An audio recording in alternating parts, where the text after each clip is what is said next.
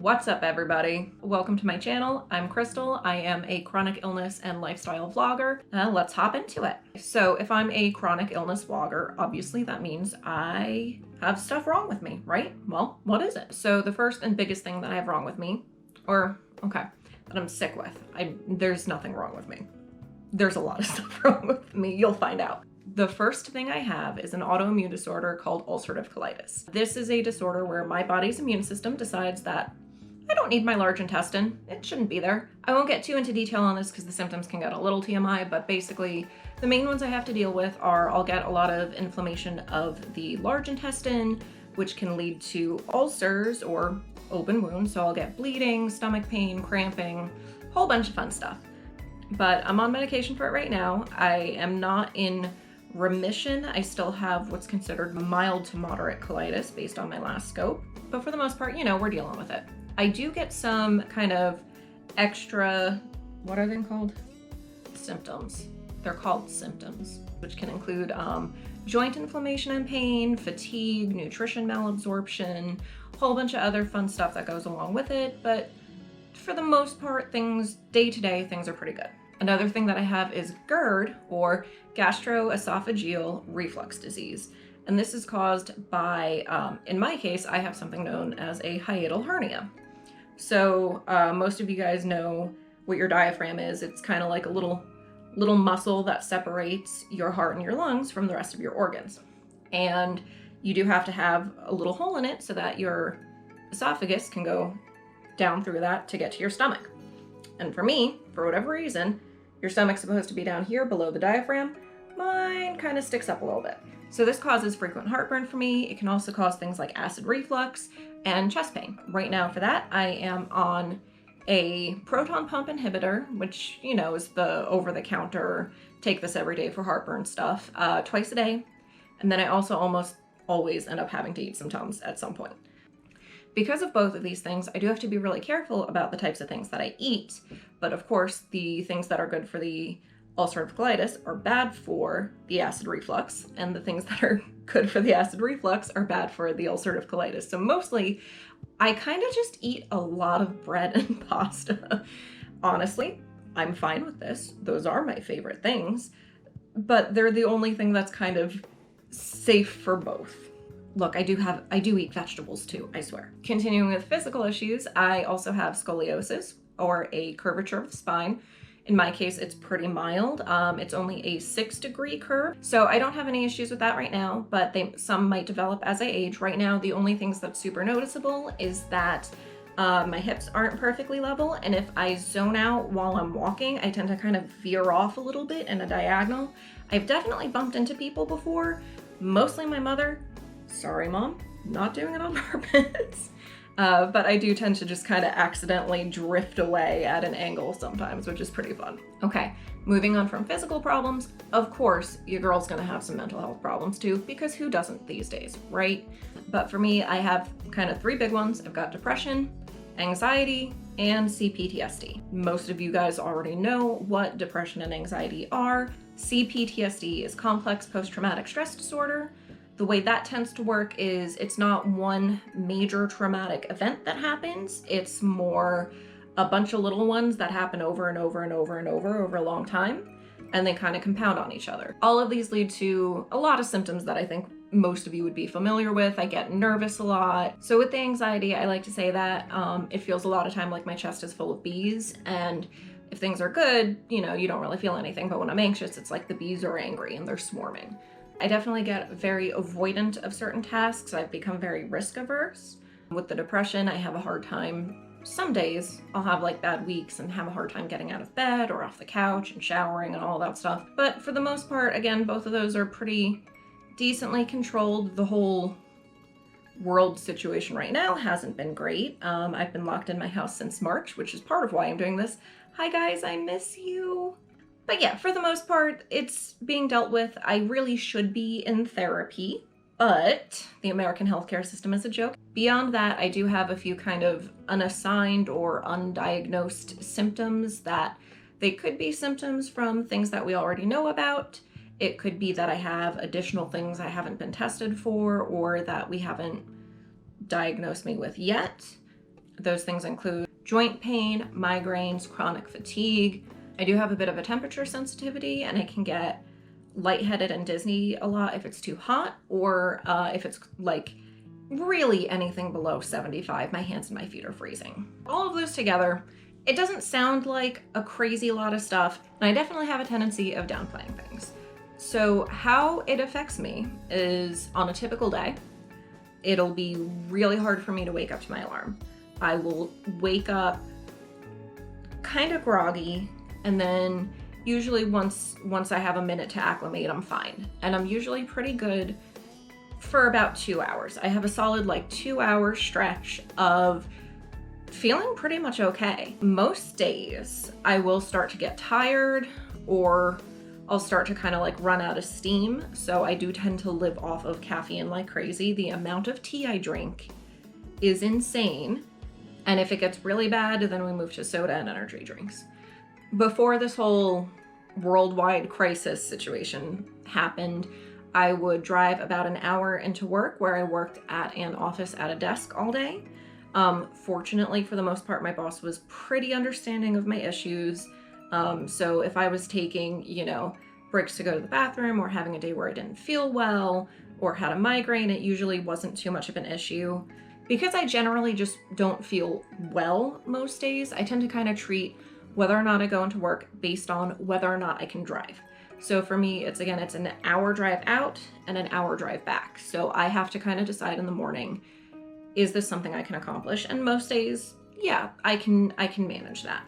Does it mean I'll be the most productive person at work that day? Definitely not. Does it mean that I might have to take a few breaks, or end up having to run out to Starbucks and get the largest size tea possible? Probably. I also often used to take breaks to go for a little walk around the block, get a little bit of sunshine and get moving. That would help wake me up. I do deal with, I didn't say this before, but I do sometimes get brain fog when I get tired. Any of my other chronic illness people watching this will know what that is, where it's kind of like your head gets mushy. There's just something stopping you from thinking clearly, and you're just tired inside of your mind, which happens for me, honestly, a lot sooner than it happens for my body. So I will have plenty of days where my body has enough energy to keep moving on, but my brain will run out of energy. I found that I can't really do as much around the house as I used to, because I'll just start losing the ability to focus or concentrate, or the thoughts that I have are very nebulous and a little harder to grab onto. So then I'll sit down to take a break, and next thing you know, it's been 6 hours. There is a good possibility that I have ADD on top of all of this. I'm not going to self-diagnose myself, though. There are a lot of symptoms of that overlap with the depression, anxiety, CPTSD triforce that I have. So it's possible that my executive function issues stem from one of those, or are leftover symptoms of the autoimmune disorder, and that I don't have ADD. I would have to go get tested. It would require multiple rounds of testing with a neuropsychiatrist, which it's just a lot to go through. So I haven't really bothered, because even if I do have it at this point, I've finished all of my school, I've graduated college, I was able to get a full-time job and work. So it kind of doesn't really matter too much. It doesn't affect my day-to-day as much. I do definitely have where a lot of days, more days than not, that feeling that you get when you're about to get a cold, but you're not sick yet? It's the day before you're sick. That tends to be my average baseline, is I just always feel a little bit off, a little bit not so great, but I can function. I can go about my life and deal with things. When things get really bad is when either I have a bad migraine day, or the ulcerative colitis acts up, and very occasionally the acid reflux. So a bad day for migraines, I feel like that's kind of the type of thing that people would be most familiar with, where, my vision gets a little funny, I get kind of a blind spot in this eye, and then I'll be really sensitive to bright lights and loud noises. Sometimes I'll be mildly nauseous and just won't have any appetite at all. With migraines, I usually get pain that goes from the top of my eyeball kind of back into like my ear and then down into my jaw. It honestly kind of tends to feel like all of a sudden a like giant like hard pool ball has like appeared on the inside of my head and is like squishing everything. Usually for that I do have to take the good stuff or Excedrin, which I'm technically not supposed to take. With the ulcerative colitis, you can't take non-steroidal anti-inflammatory drugs or NSAIDs, which is most painkillers, because they can cause bleeding in the GI tract. And I already have issues with bleeding in that general region. So I'm not supposed to take the Excedrin, but I do anyway. Don't tell my gastro, it's fine. Everything's fine.